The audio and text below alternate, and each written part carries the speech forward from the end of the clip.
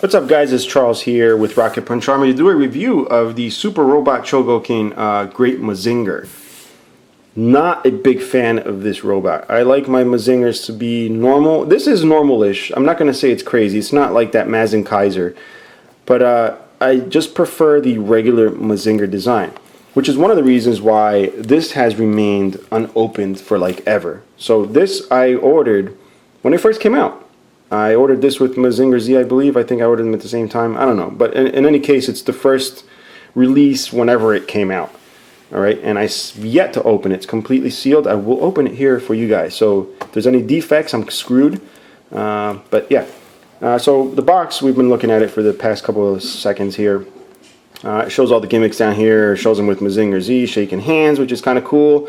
Shows him shooting sparks into the air. And yeah, so we're going to go ahead and open this, see if we can get this to change my mind. If you guys want to watch me de-virginize this play set here. Boop.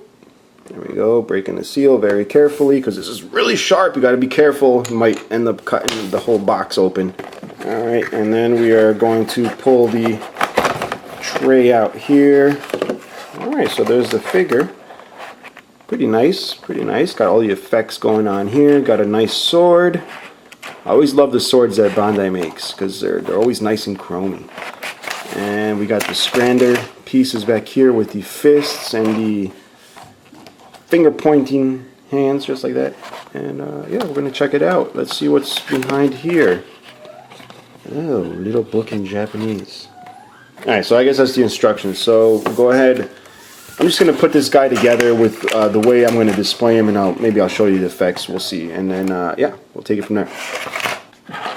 Alright, so I've managed to get the tray out. Here is this.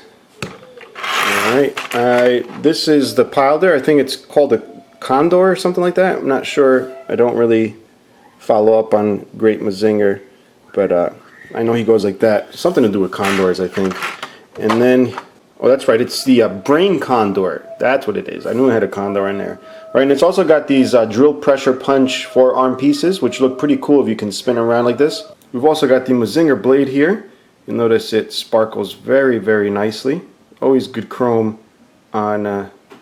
look at that. That's pretty cool. That's not Photoshop. Anyway, you got the effects here, which are clear, soft vinyl here. I think this one is for the Mazinger blade, and then this is the Thunder Break gimmick, which goes right on his fists. Alright, so it's got that.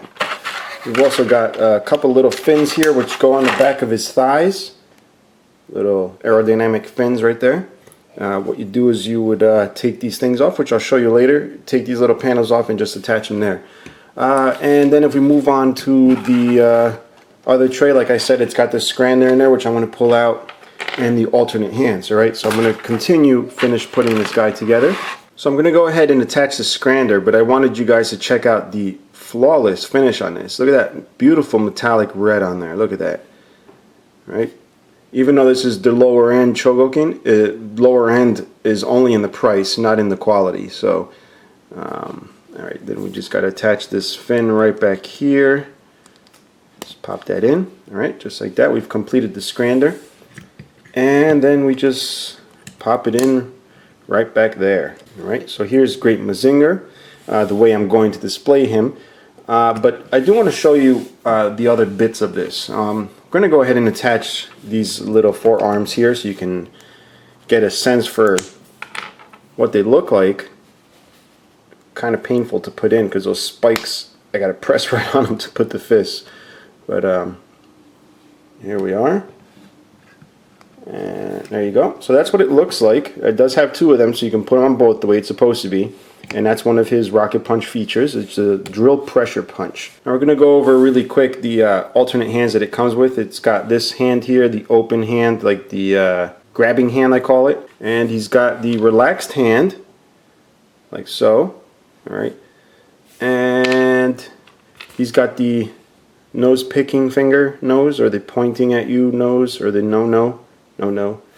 And then he's got this hand, which is slightly open. It's a slightly open fist, so you can attach the Mazinger blades. We're going to go ahead and put that one in here so you can get a sense of what that looks like. It actually looks really cool. I'm normally not that big of a fan of swords. I do like that they're included in the sets and stuff, but I usually don't display them with swords. But this actually does look really cool. So now that we're on the subject of weapons, we'll take this off. This piece here, he can actually use as a boomerang called the Great Boomerang. He can just toss it.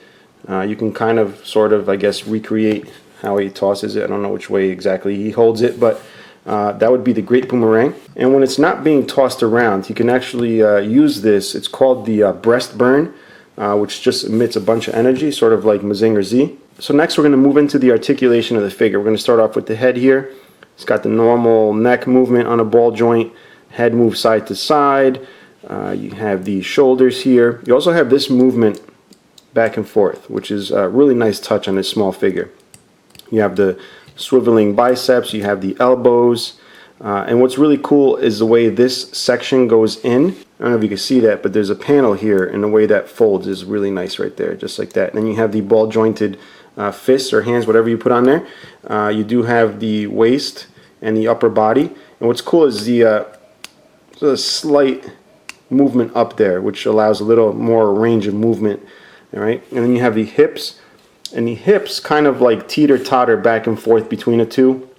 So one side goes in, the other one goes out, and then you have the regular movement you would have. Then you have the spinning of the leg here. You also have the knees, which are ratcheted. You can hear that, and they ratchet really nice. And same thing, there's a little hidden panel thing here. Even though there's a gap, there's still a panel right there, which actually, if you see my finger pushing it in, it's spring-loaded, which is a nice feature, because when you get back here, normally robots would stop right there, robot action figures, but this just takes it a step further by having that spring-loaded feature there. All right, and then you also have the feet here, which spin about, and also have the rocking motion due to a nice ball joint. Now we're going to take a look at his butthole, not because I want to, but because there is a little thing here that you can attach this piece, so you can use one of the many Tamashi stands, so you can display them, you know, in the middle of the air in a great pose. It doesn't have to be static standing like this, how I like to display them. So it does have that right in his butthole here. Now I did mention earlier these panels that are on the back of his legs. If you want to go ahead and put the fins on, what you do is with your finger, nail or something that's not going to scratch the finish, is push right on the top. The bottom pops out like that, and use your nail, pop it out. Don't lose those like I just did. And pop that. Take that off. And then what you do is grab these little fins and just pop them right on like so. Just makes them a tad more aerodynamic in the air. Right, pop them on like that, and they actually look really nice on the figure. They fit nice and flush. Now while we have them turn around like this, it's a good time to show you the way Bandai has covered up these screw holes. They haven't done anything with the shoulder ones and the chest one here, but this gets covered up with the scrander. So these are really the only two visible ones once the scrander's on, and even with the scrander, pretty much it's gone. That's probably the reasoning for them leaving these the way they are, since they're going to be covered up with the scrander. But the other ones that are visible all the time would be right here on the arms. You got two on the butt here. Then you have two behind the thigh, and then these are just the panels for the fins. So they've done a good job in covering that. A lot of diecast figures don't do that, or they come with plugs to put them in, but Bandai has taken care of that for you. And yeah, so this is a figure. We're going to go ahead and check out some of the effects. Now this is the effect for the blade, alright? It's obviously some type of lightning type of effect, and it's a little weird at first to try and put the sword in, because it's not really evident exactly how it is done. But it's right back here, not this big hole on the side, but it's right back here. Kind of wedge it in. It feels like it's not going to go in, then it pops right in. All right, so that's the effect there. We're going to go ahead and pop it on here for him so you can check it out. All right, we got the proper hand there. And there you go. There's the effect. Kind of heavy for him, but he will hold it up if you get him in just the right pose. Yeah, so that effect actually looks pretty cool. I like that. Now to use the other effect, the Thunder Break, I believe it's called, you need the pointing finger. Actually, let's attach, oh no, you know what, let's attach this first. since that's a little hard to get into. And then the effect here, you'll see where the finger goes. There's a hole right there. Yeah, so the finger is going to go right in that hole. I'm going to show you how to do it. Watch. You just carefully position Mazinger, Great Mazinger here, and just put the finger right in the hole there, just like that. Alright, so there you got that effect. Again, really cool. You normally would just point it up in the air, so let's take a look at that, the way that looks. So very, very cool effect. So my overall impression is pretty positive. I'm really glad I got this. Again, not a fan of Great Mazinger, but the figure itself is actually really well made.